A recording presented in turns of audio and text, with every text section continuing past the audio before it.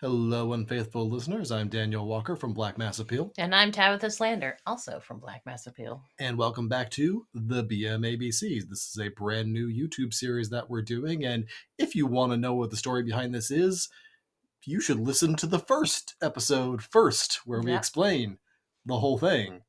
Why do you think they're starting at number 2? Is it weird? Is it something we did? Well, you know that 1 is the loneliest number, so... Oh, so they wanted some company. Mm-hmm. Well, I'm afraid that won't do. Here on BMA-BCs, we do things in order. That's why we are reading Collin de Plancy's Infernal Dictionary from A to Z. Not the whole thing, because we would die first. Mm-hmm. But we are doing the entries in alphabetical order. So last time we got a little ways into the A's. I think like four entries into the A's. That's right. Let's see how many we can do this time. We'll speed run it. Okay. Oh yeah, exactly. Now I want like what's the little sonic hyper noise? Do you want me to try and make that noise? Because I think it's like... It's pretty good. It's not as good as the Dutes, but considering you're improving it. That actually sounds like the name of a demon we're going to get to in the Z section, presumably several years from now. Right. So where do you think we're going to start today?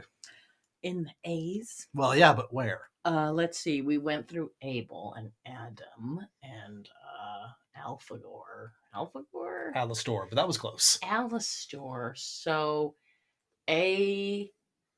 We also learned who the Antichrist was. Like that was a big first episode, right? It was really big. It was a bombshell to start off with. So it's a lot of pressure trying to match that. Oh, I think we can do it. I think we've done that because we're going to learn about Anna Razel. And by the way, I don't know if anybody has yet corrected my pronunciation on anything, but get used to that. Yeah, exactly.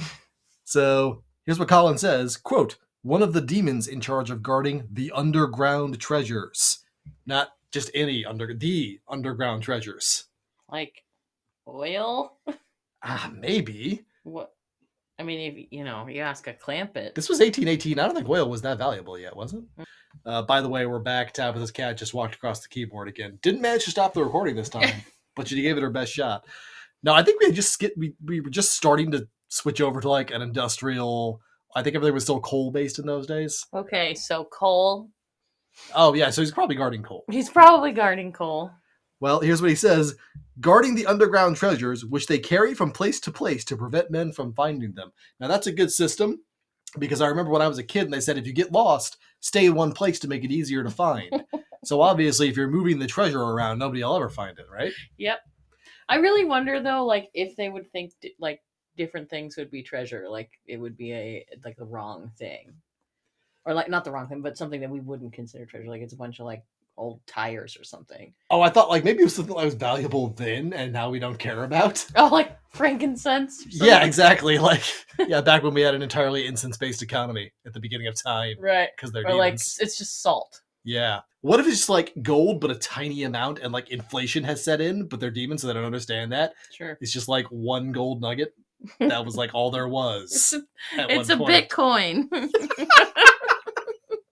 It's just a little bit. Yep, just one little bit of a coin. Well, Collin continues. Anna Razel with his companions, Gaziel and Fikor. Oh, they sound like fun. Yeah. They sound like just a bunch of guys. Yeah, a bunch of cool cats just hanging out at the pool. All three of them weaken the foundations of houses, stir up storms, ring the bells at midnight, make ghosts appear, and give birth to night terrors. Fuck, man. I know, fuck. These guys sound like a good time. I feel like maybe they're a little busy. I feel like maybe they should prioritize like 2 or 3 things. So Tabitha, you feeling thirsty? Always. Can I tempt you with a glass of delicious angel water? I don't know. Is it full of feathers? Well, as it happens, there's a recipe because that's the entry that we're doing next. Ooh, I love recipes. Yes. Can we go on diners, drive-ins, and dives? Are we not already? Where's Guy Fieri? Is he the angel whose water we're drinking? I mean, he's an angel to millions. So there's that. Regale me on how to make Gordon Ramsay's famous angel water. Wait, Gordon Ramsay? You said Guy Fieri a second ago. Oh, yeah. Gordon Ramsay is kind of like the cultural devil on our shoulder to Guy Fieri's, enthusiasm. That's true. They are polar opposites. Yeah, no. Somebody make that webcomic. Yes. And when you do, here's the recipe for angel water they can be arguing about. Quote, to make good angel water, you need a big still.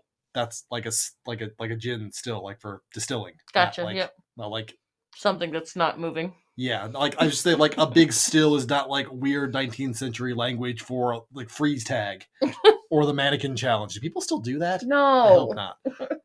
You need a big still in which put the following drugs: benzoin, 4 ounces; striax, 2 ounces; citrus sandal, 1 ounce; cloves, 2 drachma. Oh, thanks. Okay. 2 or 3 pieces of Florence iris, half a lemon rind, 2 nutmegs. Just whole? I guess. Okay. Again, same disclaimer as last time. I can only tell you what Collin wrote. There's no extra like hyperlinks because it's analog. It's analog media. Right. Cinnamon, half an ounce. 2 pints of good crystal clear water. Oh, good, not the cheap shit. Right. A glassful of orange flower water. A glassful of sweet clover water.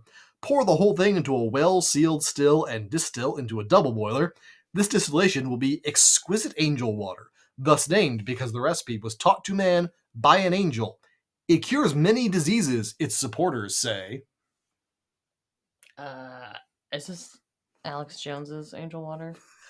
I like that it doesn't tell us which diseases, just many. There you just go. like, drink it and see. I want everybody to know that Tabitha just Googled citrus sandal and all it gave her was orange-colored sandals. I want to bring this up because that sounds like... They're yellow, too. Oh, I see. That sounds like a joke we would make, but it actually happened. That's so there true. you have it. It's true. No idea what citrus sandal is? Citrus sandal. Let's try a different one.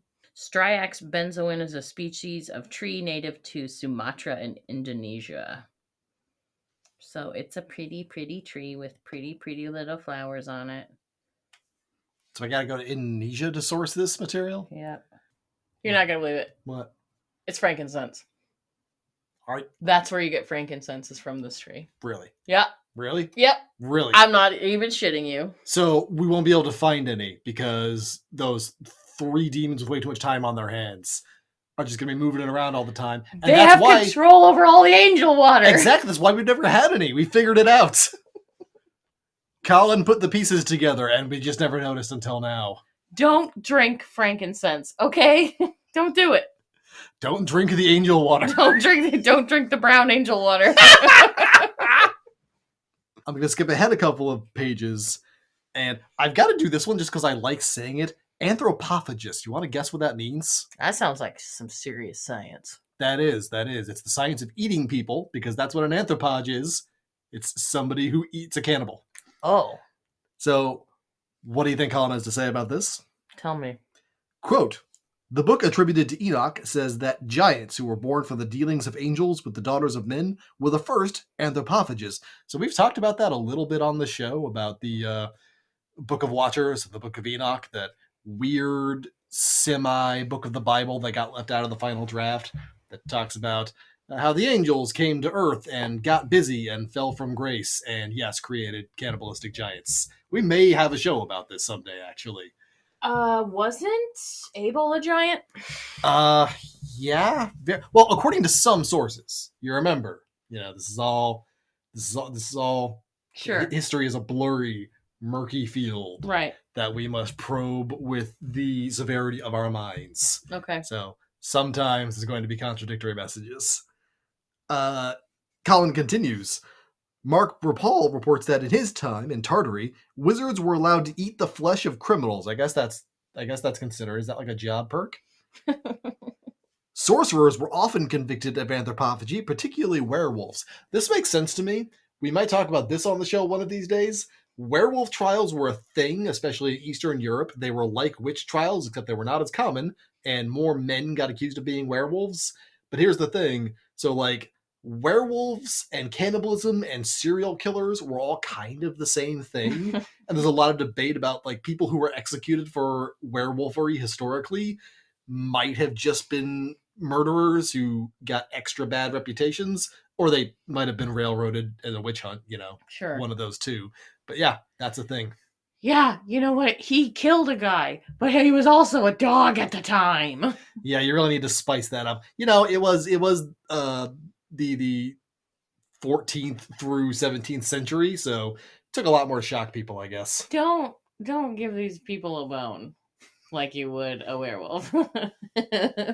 Because there will be teeth marks on it because of the anthropophagus. Yeah. Oh, bringing it all the way back around. Okay, I've been beside myself to get to this one.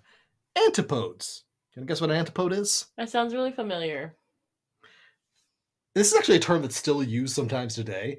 It can refer to kind of anywhere in the southern hemisphere, but specifically it's Australia and New Zealand and some of those surrounding islands. Okay. Collin says, quote, the existence of the antipodes was considered as a tale in a time where people believed that the earth was flat.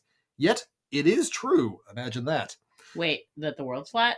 No, that there's antipodes. Oh, shoot. He continues, I love this, quote, most men for whom education did not extend the boundaries of their mind still believe that the earth is only a flat plateau, and it will be difficult to persuade them that beneath our feet there are people who have their heads and the bottoms of their feet exactly opposite ours.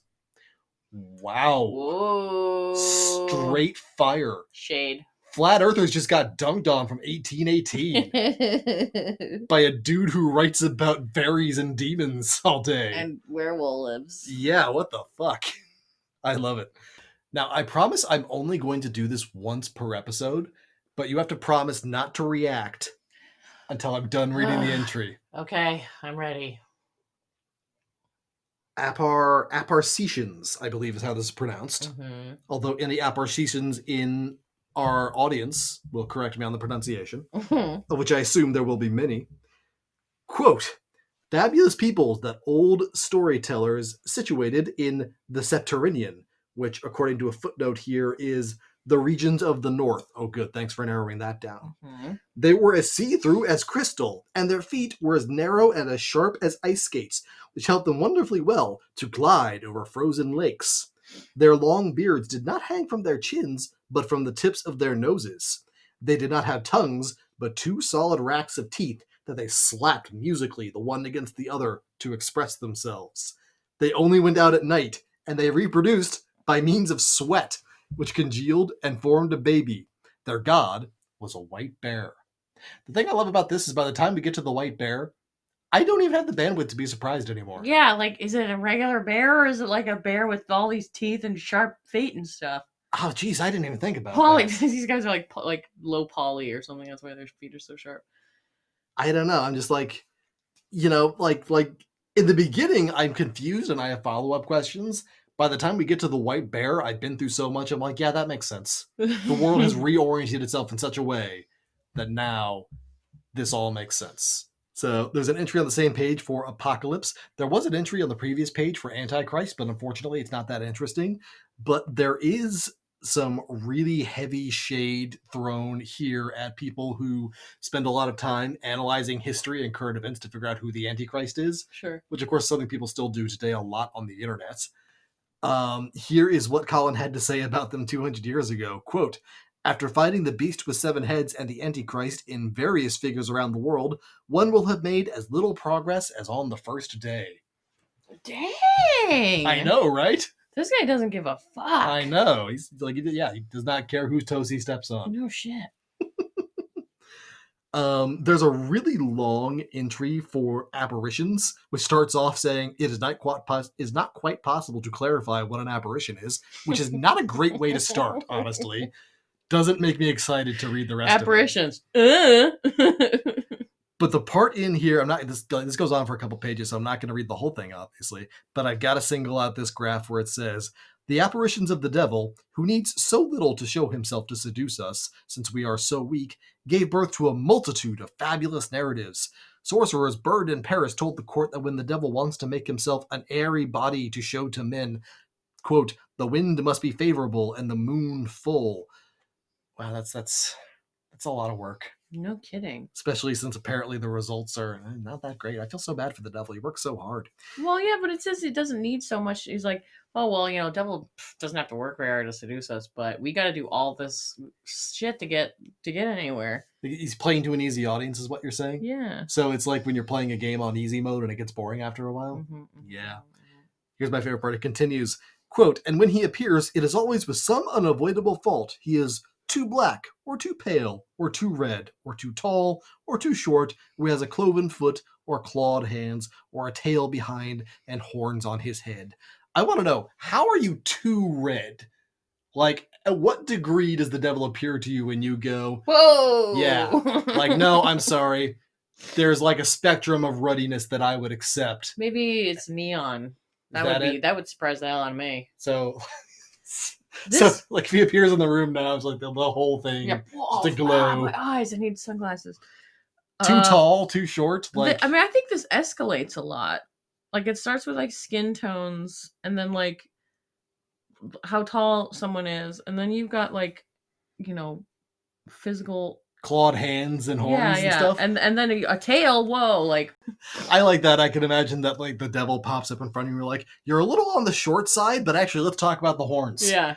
I guess too tall is like, I guess if you can't fit in the room, right, that's gonna be a problem. Like knock on the door, you're like, hey, hello, hi, can I help you? You open the door, it's like just the eye. So, do you think he's as tall as Abel?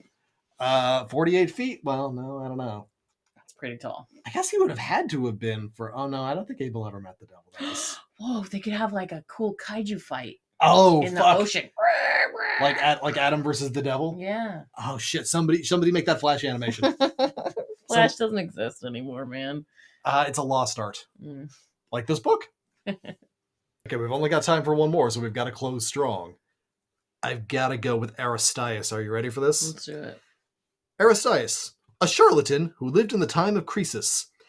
He said that his soul left his body when he wanted it to, and that it returned there afterwards. Well, that's convenient. Mm-hmm. Some relate that, at the sight of his wife and children, he escaped in the shape of a stag or of a crow, Which one? What kind of home life are you having there, by the way? Which one was it? You can't, those are two different things. He varied. You ever see the show Manimal? No. Oh, we're totally watching Manimal after this. Oh, great. In his fourth book, Herodotus reports that one day, when this Aristeas enters a fuller's shop, he fell dead and the fuller ran away to warn his parents. Pronouns, I don't know whose parents are getting warned here, sure. But apparently they needed to know right away. Who arrived to have him buried, but could not find the body. All the town was very much surprised when people who were returning from some travels assured them that they had met Aristeas on the road. It is said that he was a kind of vampire, but Colin's kind of burying the lead there. I feel like he should have opened with that. No shit. Are you ready for the big finale? I'm so ready. This is priceless. Herodotus adds that he reappeared 7 years later in the town of Proconesus, wrote a poem there, and died again. That was a hell of a poem, man, let me tell you. That was the best. It was the greatest poem in the world. He was like, this is just a tribute. Came back just for that. It's like one last big hurrah. One last big old poem. Right, and unfortunately we do not have that poem included in the entry, which I feel is a serious oversight on Colin's part. Seriously. So that's it. That's where we're still deep in the A section for our BMA-BCs. You think we'll finish next time? The whole thing?